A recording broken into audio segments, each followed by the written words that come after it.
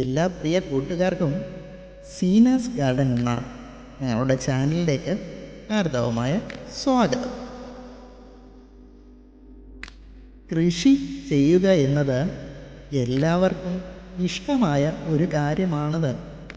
എന്നാൽ വളരെ നല്ല രീതിയിൽ കൃഷി ചെയ്യാൻ ചിലർക്ക് മാത്രമേ കഴിയുന്നുള്ളൂ. കൃഷിയെക്കുറിച്ചുള്ള പ്രായോഗികമായ അറിവുകളില്ലാത്തതാണ് ഈ ഒരു പ്രശ്നത്തിന് പ്രധാന കാരണം. കൃഷി വിളകൾക്ക് നൽകേണ്ട വളങ്ങൾ, അതിനു വേണ്ട ധാതുക്കൾ, ഇതിനെക്കുറിച്ചുള്ള അപര്യാപ്തമായ അറിവുകളാണ് ഇന്ന് ഇവിടെ ഞങ്ങൾ പറഞ്ഞു നൽകുന്നത്. വിളകൾക്ക് വേണ്ട ധാതുക്കളും മൂലകങ്ങളും വളങ്ങൾ വഴി എത്തിച്ചു കൊടുക്കുക എന്നതാണ് ആദ്യത്തെ കർമ്മം. ഇന്ന് നമ്മളപ്പോൾ കൃഷി ചെയ്യുമ്പോൾ വിളകൾക്ക് നൽകേണ്ട വളങ്ങളെക്കുറിച്ചാണ്. ജൈവവളവും രാസവളവും എന്നീ രണ്ടു തരത്തിലുള്ള വളങ്ങളുണ്ട്. ഏതാണ് സ്വാഭാവികമായും നല്ലത്? രാസവളമോ അതോ ജൈവവളമോ? തീർച്ചയായും ജൈവവളം തന്നെ. കാരണം രാസവളം നമുക്ക് ഒരുപാട് തരത്തിലുള്ള പ്രശ്നങ്ങൾ വരുത്തി വെക്കുന്നു. രാസവളത്തിൻ്റെ ഉപയോഗം മൂലം മണ്ണിലെ ഫലഭൂഷ്ഠത നഷ്ടപ്പെടുകയും മണ്ണിരകളെപ്പോലുള്ള സൂക്ഷ്മജീവികൾ ചത്തുപോകുകയും ചെയ്യുന്നു. രാസ കീടനാശിനിയായ എൻഡോസൾഫാൻ്റെ പ്രശ്നങ്ങൾ നമ്മൾ പല വിധത്തിൽ കണ്ടു കഴിഞ്ഞതാണല്ലോ.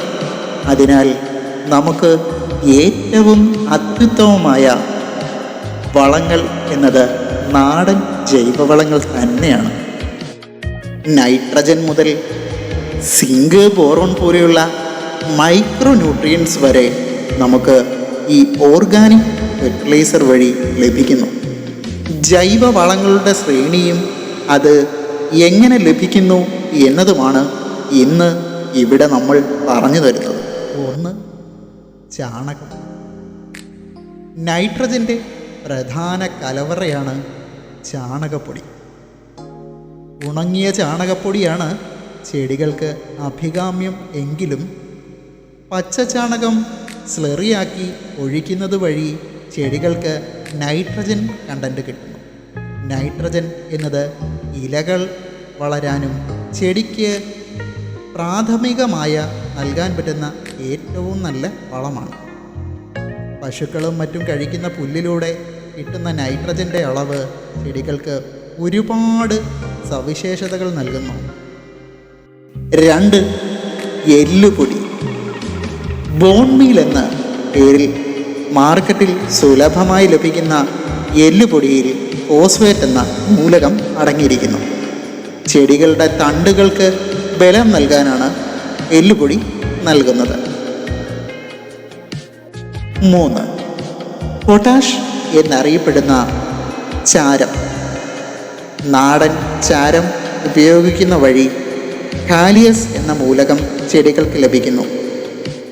മുകുളങ്ങളുടെ പ്രചോദനത്തിന് പൊട്ടാഷ് വളരെ ഉപകാരമാണ്. NPKയിലെ ആദ്യത്തെ മൂലകങ്ങളാണ് അത്. നൈട്രജൻ, ഫോസ്ഫേറ്റ്, കാലിയസ് എന്ന 3 മൂലകങ്ങളാണ് NPK. ഇത് പ്രാഥമിക മൂലകങ്ങൾ എന്ന് അറിയപ്പെടുന്നു. ഒരു കുഞ്ഞിന് കൊടുക്കേണ്ട പ്രാഥമിക ഭക്ഷണം പോലെ നടുന്ന ചെടികൾക്ക് ആദ്യം നൽകേണ്ടതാണ് NPK വളങ്ങൾ.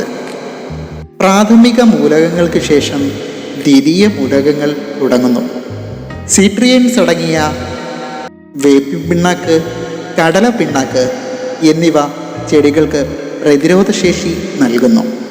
സെക്കൻഡറി മൂലകങ്ങളായ സൾഫർ, മഗ്നീഷ്യം, കാൽസ്യം എന്നീ മൂലകങ്ങൾ അടങ്ങുന്നവയാണ് നീറ്റ് കക്ക, വെർമി കമ്പോസ്റ്റ്, ചെമ്മീൻ കമ്പോസ്റ്റ്, പുകയില കമ്പോസ്റ്റ് എന്നീ കമ്പോസ്റ്റുകളുടെ മിശ്രിത രൂപങ്ങൾ.